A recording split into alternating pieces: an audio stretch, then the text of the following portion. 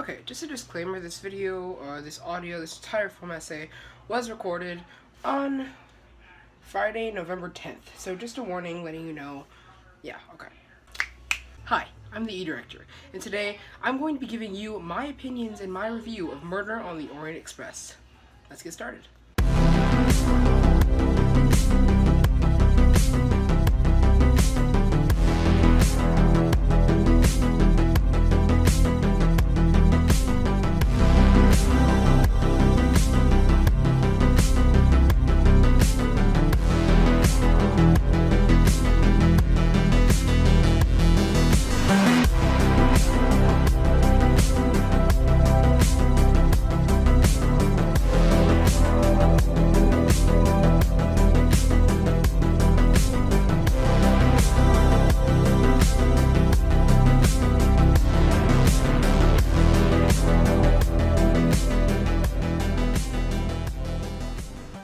Murder on the Orient Express hit theaters today, and I got the chance to get around to seeing it last night. I have to say I am quite impressed with the film overall, and in my opinion it was a near masterpiece. And I will give it at least a 9.5 out of 10, if not a full 10, which I am very willing to do for this one. Of course, I will be going much more in depth with this review, as I did really enjoy this film. However, before I begin, I must warn you, if you have not seen this film yet, there will be spoilers throughout this essay, so if you have not seen the film yet, please do not continue. Unless, of course, you don't plan on seeing the film first. Still, see it first. It's just worth it. Yeah, I know what I said. Allow me to continue. So, Murder on the Orient Express is a typical and classic whodunit type story, and many could relate it to the 1985 Clue film that starred Tim Curry and Eileen Brennan.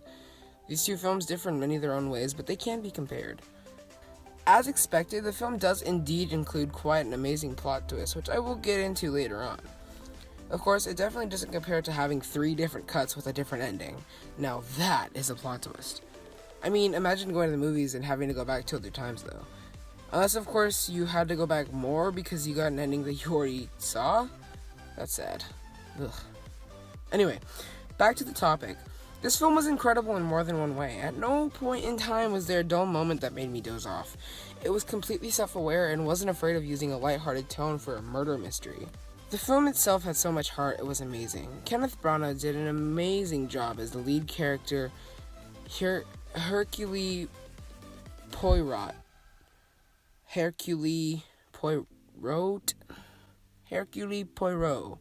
This character had a lot of heart, it was touching. Unfortunately, I did mention that this film was a near masterpiece. One of the more major reasons of that was because of the underdeveloped characters, which, of course, it really wasn't that important because the film itself really wasn't even about the characters, but about what was happening among the characters.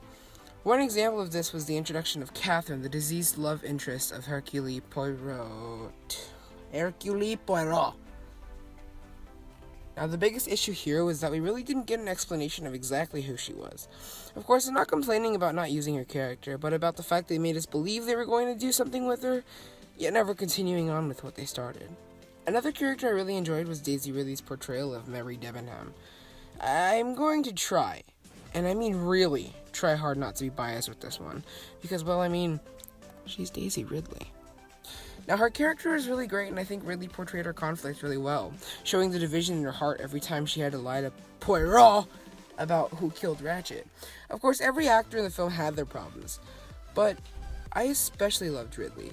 Of course, every actor in the film had their problems, though I especially loved Ridley, both her acting performance and her herself, Leslie Odom Jr.'s Dr. Arbuthnot, and Josh Gad's McQueen. Going a bit further into Josh Gad's performance, he did an amazing job. Again, with the division in his heart was obvious, and the emotional stress he was going through, just so well done. One of his scenes really hit me hard. In fact, it was because of him the scene impacted me so much. Such an amazing performance from him. And yeah, this film took a huge risk, once again.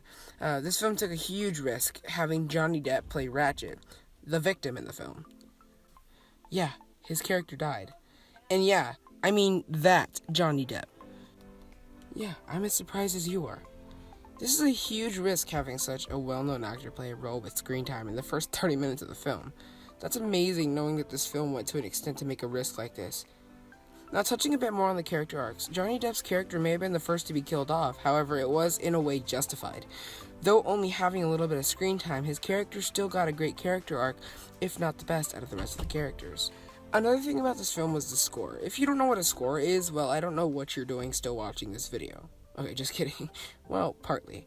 A score is an OST, or original soundtrack, and I must say, the film's score was quite amazing.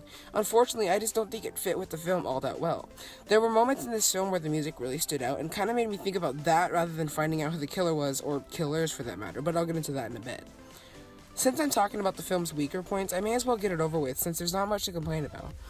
There was one particular scene with a shot from outside the train, that kind of looked, I don't know how to explain this. Yeah, start over.